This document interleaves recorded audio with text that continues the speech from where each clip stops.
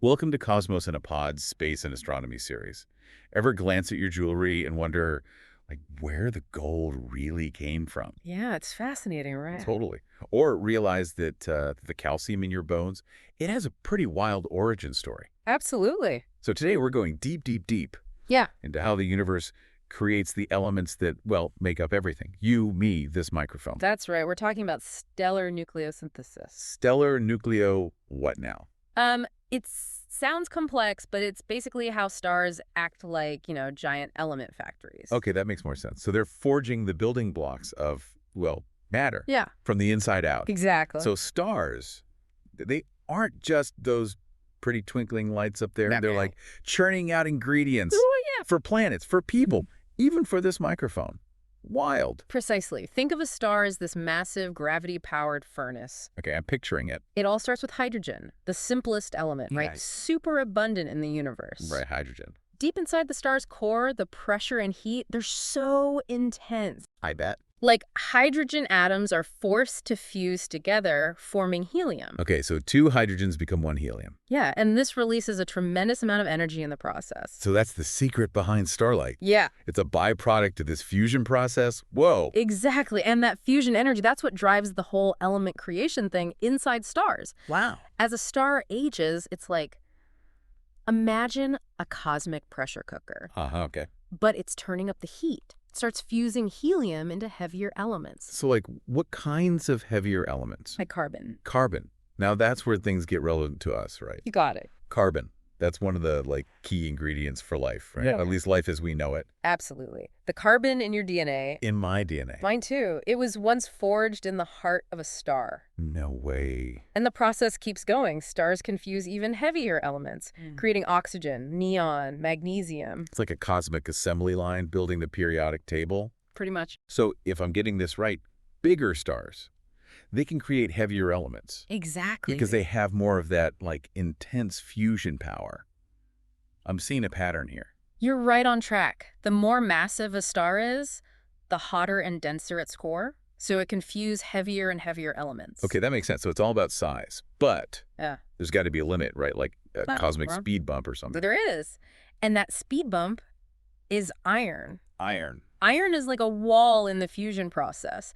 To create elements heavier than iron, you need to add energy. Wait, so you don't get energy OUT, you have to put it in on? Exactly. Yeah. So when a star's core starts filling up with iron, it's heading towards a pretty dramatic finale. Okay, I can only imagine. I bet this finale involves something spectacular. What happens when a star runs out of fuel, hits that iron wall? I mean, it can't just fizzle out, right? Definitely not. What happens is one of the most awe-inspiring events in the universe. Hit me with it. A supernova. A supernova, I knew it. When a massive star reaches this critical point, it collapses. Collapses on itself. Yeah. And this triggers a colossal explosion, an explosion that can outshine entire galaxies. Okay, I knew supernovae were bright, but outshining galaxies? That's next Although level. it's truly mind-boggling, and they're not only visually stunning, I can imagine. they're also crucial for creating those heavier elements, the ones beyond iron on the periodic table. So we're talking gold, platinum, uranium, the heavy hitters. Exactly. These heavyweights are forged in the intense chaos of a supernova. So picture this. Imagine a cosmic storm of neutrons Okay, bombarding atomic nuclei, building them up into heavier and heavier elements. all in, like a fraction of a second. Pretty much. This process is called the R process, or rapid neutron capture process. The raw process. So the gold in my ring, or Yeah. in like a hypothetical Olympic gold medal, Yep. that was created during a supernova explosion. It's kind of poetic when you think about it. It really is. And supernovae don't just create these elements, they scatter them across the universe. It's like a cosmic seed spreader, enriching interstellar space with the building blocks for future stars, planets, and even life. So it's destruction and creation all wrapped up in one incredible package. Yeah, you could say that. Supernovae sound pretty important, but I'm guessing they aren't the only way the universe gets creative with elements, right? What other cosmic element factories are out there? You're right, supernovae aren't the only players in this game. There are other processes, even involving stars that aren't as massive. Oh, so even smaller stars contribute to the element mix. Cool. What happens there? One example is a white dwarf explosion, also known as a Type Ia supernova. Type Ia. Okay. Remind me, what's a white dwarf again? A white dwarf is what's left over when a sun-like star uses up all its fuel. It's incredibly dense. Dense like how? Imagine packing the mass of the sun into something the size of Earth. Whoa. Dense is an understatement. Yeah, it's pretty wild. So how do these white dwarfs get involved in creating elements? They don't just, like, sit around being super compact, right? Yeah. Not always. Sometimes a white dwarf has a companion star, and it can start pulling material from its neighbor. If it pulls in enough material, it can reach a critical mass and boom, it explodes in a Type E supernova. So even in their, like, afterlife, these stars can still pack a punch. What kind of elements do these explosions create? They're especially good at creating elements like nickel and iron. Iron, huh? That rings a bell. Remember, iron is that wall Yeah. in the fusion process. Right. So these explosions provide a way to get more of it out into the universe. Okay, so we've got massive stars going supernova, white dwarfs getting in on the action. Anything else? It seems like the universe has, like, a lot of ways to create elements. Oh, absolutely. There's another incredible phenomenon that we've been learning a lot more about, neutron star mergers. Neutron star mergers. I've heard of those. They sound intense. Imagine two neutron stars, the super dense remnants of supernovae spiraling towards each other and colliding. It's a mind-blowing event. Okay, two super dense objects smashing together. That sounds intense as an understatement, but I'm guessing it produces more than just, like, a cosmic light show. You bet. Neutron star mergers are now thought to be one of the main sources of the heaviest elements in the universe, especially gold. Gold comes from neutron star mergers. Seriously. These mergers release an immense amount of energy and a flood of neutrons, triggering the R process on a colossal scale. It's like a cosmic gold factory. Wow. Okay, so to sum up, we've got regular stars fusing lighter elements, giant stars going supernova, white dwarf explosions, neutron star mergers, all contributing to this amazing element-creating symphony. That's the picture. It's this intricate dance of stellar processes that has enriched the universe with the elements we see today. Wow. Okay. And it all ties back to that amazing chart we all learned about in school, the periodic table. Oh, yeah, the periodic table. I remember memorizing all those elements and their symbols, but you're saying there's more to it than just, like, a list of ingredients. The periodic table is actually a cosmic history book. It's not just a random arrangement of elements. It tells a story about where each element came from and the incredible events that created them. Hold on. You're saying I can read the history of the universe just by looking at the periodic table? It's blowing my mind a little. It really is. Think about it. The lattice elements, hydrogen and helium, were created way back at the beginning, during the Big Bang. Oh, right, the Big Bang. Then, as stars formed and began their fusion processes, they created heavier elements like carbon, oxygen, and silicon. So those elements, the ones that are most common and important for us, they're products of stellar fusion. I never realized there was such a deep connection. It's a fundamental connection. And then you have the heavier elements like iron and nickel formed in the cores of massive stars before they go supernova. And of course, the heaviest of them all, like gold, platinum, and uranium, are primarily forged in those powerful supernovae and neutron star mergers. Wow. So the periodic table isn't just a chart.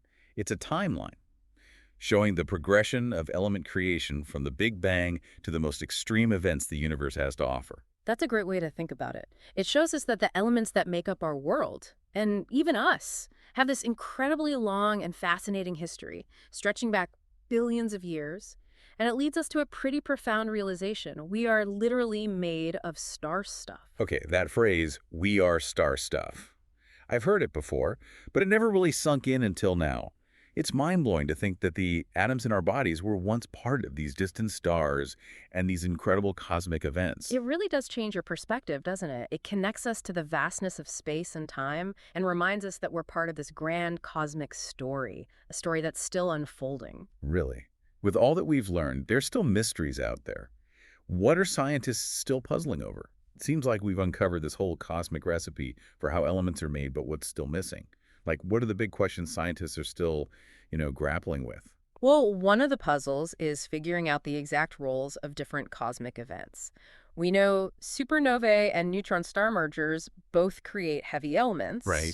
But we're still working out the precise proportions. It's like trying to figure out the exact recipe for, a complex dish. We know the main ingredients, but the exact amounts are still kind of mystery. So it's like a cosmic cooking show where we're still figuring out the measurements. Uh-huh. What else is on the scientific to-do list when it comes to elements? Another area of active research is understanding rare processes like the slow neutron capture process, or S process. S process. Okay. This happens in certain types of stars, and it contributes to the creation of some heavy elements, but the details are still being worked out. It's like finding a hidden ingredient that adds a subtle flavor to the cosmic mix. Oh, I like that. A hidden ingredient. And I imagine with new telescopes like, the James Webb, we're probably going to uncover even more mysteries, maybe even processes we haven't even imagined yet. Absolutely. The universe is full of surprises. And as we develop new tools to observe it, we're constantly making new discoveries that challenge our understanding. Makes sense. It's an exciting time to be studying the cosmos. It really is. This whole idea that, we're made of star stuff, that our very existence is tied to these incredible cosmic events, it's humbling and inspiring.